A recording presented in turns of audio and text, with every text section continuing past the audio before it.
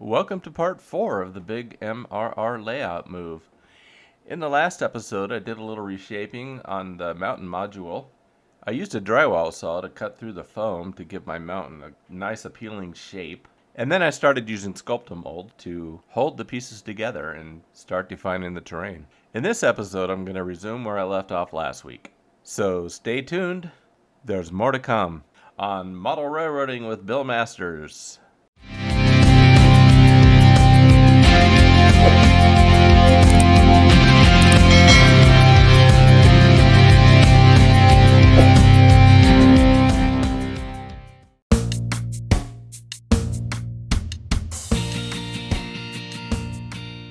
I'm getting ready to join two different terrain pieces together, but first I need to fill in a large gap in the back with scraps.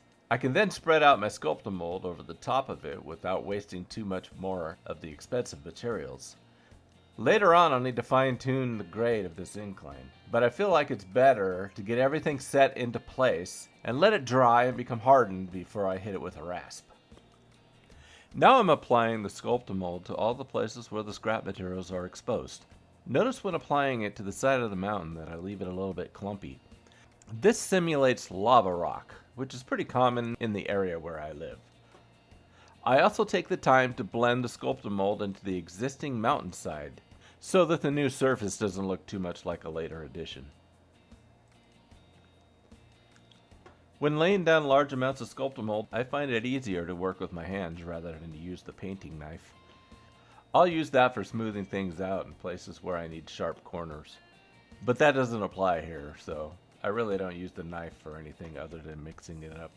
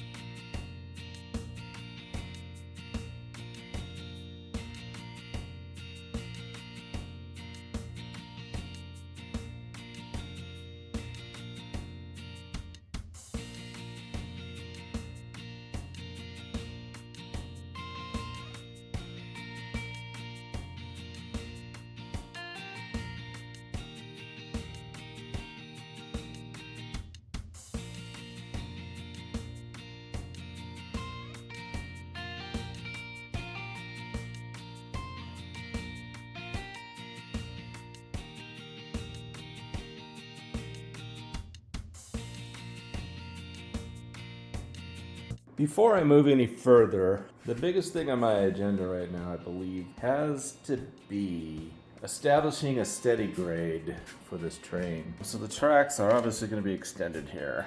I need to make sure that everything is level, that there's not going to be any bumps, and that it, of course, is going to be able to connect at an even grade right here.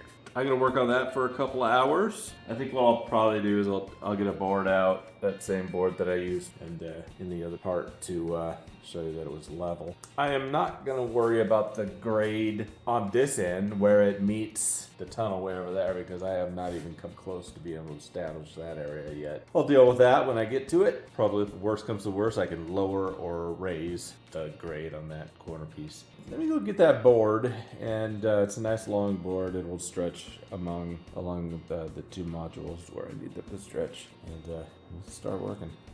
So it's pretty bad. So this is what I have, and you can see there's an obvious gap right there. It drops down a whole inch of that end. I want there to be no gap all the way to the end. So I got my work cut out for me.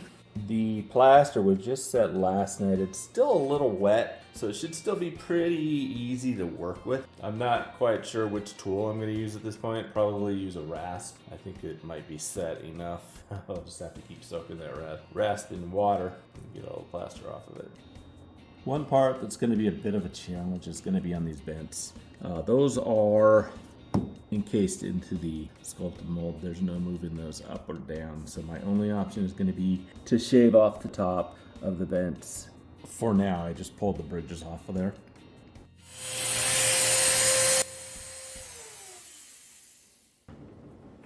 So I got the grade down to lower than the point where it should be. And as I was doing that, it started to kind of weaken the integrity of the ledge a little bit. And what I ended up doing is just grabbing some of that loose stuff and pulling it out. I'm gonna put new sculpt-a-mold on top of it. That'll give it more strength. This board will be a guide for when I start packing more sculpt-a-mold in there and give me a reference point for the level. It is sitting on track and road bed, even though that was just sitting there, on both ends. All I gotta do now, take some sculpt-a-mold and just fill that in so that it's nice and level the whole way. Taking the opportunity to do a little surgery and modification here. So this ledge, actually this is a new piece. I just replaced that.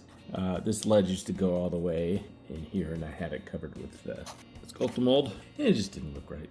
I also dug this out here, so I'm gonna fill that in with sculpt-a-mold and just kind of keep this as a landing area where it's just flat.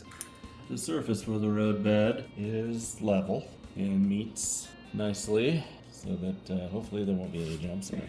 It'll be fun. I got my sculpt-a-mold redone on the front and I think it looks a lot better. All right, let's paint. It has been over 24 hours since I put down this sculpt-a-mold on the side here. That means it's kind of dry on the top and still a little bit wet underneath. If I were to just put direct paint right on it, it would just soak it right up. So what I need to do is take a spray bottle and just kind of go over the areas that I laid down yesterday. All right, I got the first coat, the brown coat down. On to the next. Got the gray coat on. And I actually started painting the green coat before I remembered I need to take a picture. So, all right, there's 3 coats. I'm gonna let everything dry now overnight. So my two back tables together. That's gonna be my background there. Here's kind of the main town with the new mountain in the background.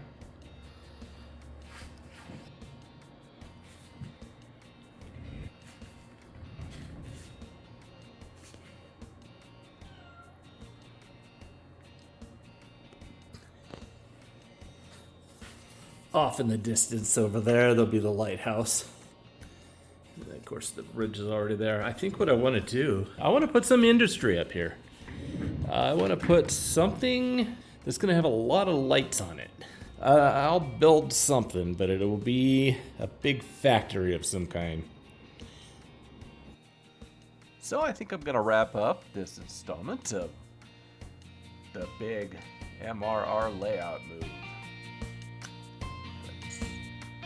I will see you next time in part 5.